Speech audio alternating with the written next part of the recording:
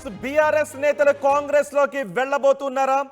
Congress operation ఆకర్షణ మొదలు పెట్టిందా అనే చర్చ జరుగుతుంది. కాంగ్రెస్ ఆపరేషన్ ఆకర్షణ మొదలు పెట్టింది అనే చర్చ ఇప్పుడు జరుగుతోంది. ప్రతిపక్ష నాయకులు బీఆర్ఎస్ కు చెందిన నాయకుల ఇంటికి కాంగ్రెస్ నేతలు వెళ్లారు. ప్రతిపక్ష బీఆర్ఎస్ కు బిగ్ షాక్ ఇచ్చేలా కాంగ్రెస్ వ్యూహాలు రచిస్తోంది అనే చర్చ జరుగుతోంది. రాజేంద్ర నగర్ ఎమ్మెల్యే ప్రకాష్ గౌడ్ తో మంత్రి పొన్నం ప్రభాకర్ సమావేశమయ్యారు, ఆయనతో చర్చించారు. అలాగే మండలి మాజీ చైర్మన్ స్వామి గౌడ్ ఇంట్లో కూడా కీలక చర్చలు జరిపారు పొన్నం ప్రభాకర్. ఇద్దరు నేతలు కూడా పొన్నం ప్రభాకర్ తో మాట్లాడారు. ప్రకాష్ గౌడ్, స్వామి గౌడ్ కూడా కాంగ్రెస్ లోకి వెళతారు అనే విస్తృత ప్రచారం జరుగుతోంది. అయితే ఆ ప్రచారాన్ని ప్రకాష్ గౌడ్ ఖండిస్తున్నారు.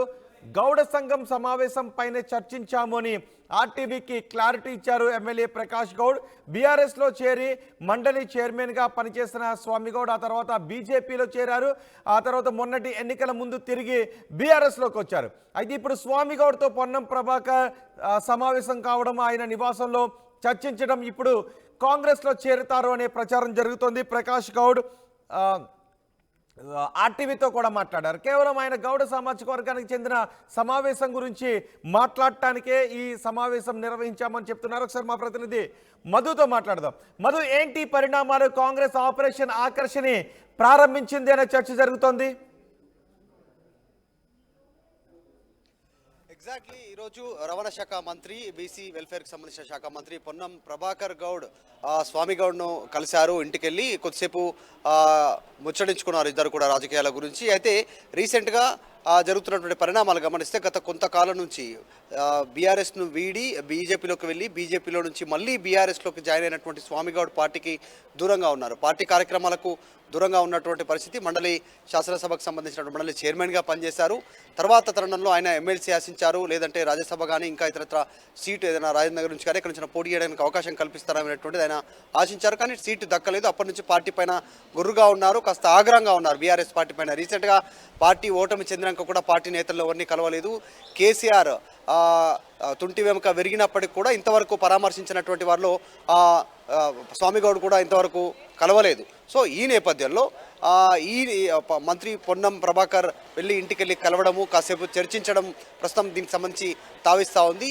ఇది ఒకటే కాకుండా ప్రస్తుతం రాజేంద్ర నగర్ బీఆర్ఎస్ పార్టీకి సంబంధించినటువంటి ఎమ్మెల్యే రాజేంద్ర నగర్ నుంచి వరుసగా గెలుస్తున్నటువంటి ప్రకాష్ గౌడ్ ఇంటికెళ్ళి కలవడం అనేటువంటిది ఇది కాస్త చర్చలకు తావిస్తూ ఉంది ప్రస్తుతం. ఎందుకంటే పొన్నం ప్రభాకర్ ఫస్ట్ స్వామి గౌడ్ ఇంటికి వెళ్ళారు. స్వామి గౌడ్ ఇంట్లో కలిసి కొద్దిసేపు ఒక టైం స్పెండ్ చేసిన తర్వాత కొన్ని విషయాలు మాట్లాడుకున్న తర్వాత అటు నుంచి ఇద్దరూ కలిసి రాజేంద్ర నగర్ ఎమ్మెల్యే ఇంటికి వెళ్ళి రాజేంద్ర నగర్లో బుద్వేల్లో రాజేంద్ర నగర్ సంబంధించిన ఎమ్మెల్యే ప్రకాష్ గౌడ్తో భేటీ అయినటువంటి నేపథ్యంలో ఈ చర్చలకు తావిస్తూ ఉంది. ప్రధానంగా Prakash Goud BRS MLA, Rajendra Nagar MLA, ఆయన చెప్తా ఉన్నారు ఏంటంటే 23వ తారీఖు రోజు గౌడ సామాజిక వర్గానికి చెందినటువంటి సమ్మేళనం ఉంది, ఒక కార్యక్రమం ఉంది.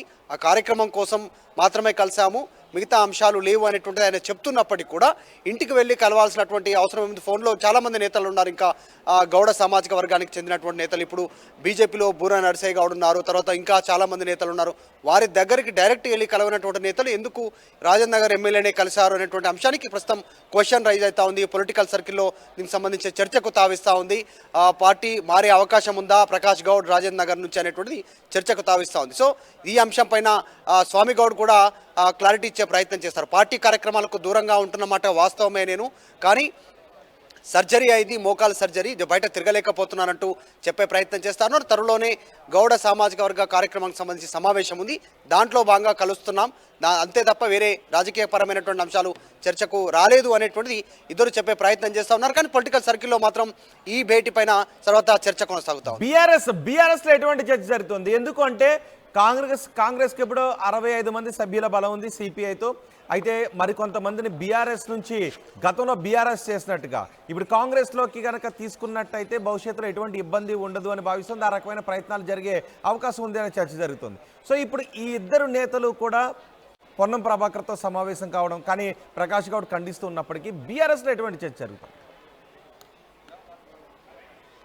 ఎగ్జాక్ట్లీ, ఎందుకంటే రోజువారీగా పార్లమెంటరీ సమావేశాలు జరుగుతూ ఉన్నాయి, సన్నాహక సమావేశాలు బీఆర్ఎస్ పార్టీకి సంబంధించి. సో వరుస భేటీలు జరుగుతూ ఉన్నాయి.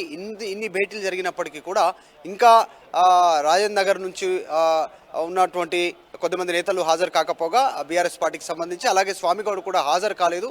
ఇంతవరకు పార్టీ రెస్పాండ్ కాలేదు. బీఆర్ఎస్ పార్టీ జరుగుతున్నటువంటి పరిణామాలను గమనిస్తూ ఉన్నారు. ఏం జరుగుతున్నాయటువంటి చాలా రోజుల నుంచి స్వామిగౌడ్ అసంతృప్తిగా ఉన్నారు. స్వామిగౌడ్, దాసోజు శ్రవణ్ ఇద్దరు బీజేపీ నుంచి అప్పుడు బీఆర్ఎస్లోకి జాయిన్ అయినప్పటి సందర్భంలో స్వామిగౌడ్ను పక్కన పెట్టి కేవలం దాసోజు శ్రవణ్కి మాత్రం ఎమ్మెల్సీగా నామినేట్ చేస్తూ సిఫారసు చేస్తూ కేబినెట్ తీర్మానం చేసి పంపింది కుర్రా సత్యనారాయణతో పాటు. కానీ స్వామిగౌడ్ అంశాన్ని మాత్రం పక్కన పెట్టారు అప్పుడున్నటువంటి ముఖ్యమంత్రి కేసీఆర్. కానీ తర్వాత జరిగినటువంటి పరిణామాలు ఆయన పార్టీకి దూరంగా ఉన్నారు. ప్రచారంలో కూడా కాస్త దూరంగానే కనిపించారు. అసంతృప్తిగా ఉన్నారు. టికెట్ ఆశించారు. ఏది జరగకపోవడంతో చాలా రోజుల నుంచి దూరంగా ఉన్నారు. ఈ అంశంపైన పార్టీ గమనిస్తూ ఉంది స్వామిగౌడ్కి సంబంధించినటువంటి అంశాలని. సో ఇద్దరూ కలిసి బీఆర్ఎస్ పార్టీ ఎమ్మెల్యే, అది కూడా గౌడ సామాజిక వర్గానికి చెందినటువంటి ఎమ్మెల్యే ప్రకాష్ గౌడ్ ఇంటికి వెళ్ళడం ఇద్దరు అనేటువంటి దానిపైన ప్రస్తుతం చర్చ జరుగుతోంది. పార్టీ గమనిస్తూ ఉంది అన్ని అంశాలపైన. Right, okay. ప్రకాష్ గౌడ్ అయితే ఇది కేవలం గౌడ సామాజిక వర్గానికి చెందినటువంటి ఒక సమావేశానికి సంబంధించి మాట్లాడుకుని ఉన్నారు. మరి కాంగ్రెస్ నేతలు ఏంటి, ఆపరేషన్ ఆకర్షణ ఏమన్నా వాళ్ళు ధృవీకరిస్తున్నారా? కొంచెం ఆ దిశగా ఏమన్నా మాట్లాడుతూ ఉన్నారా? ఇంటికి వెళ్ళి మాట్లాడటం కొన్ని అనుమానాలకు తావిస్తోంది.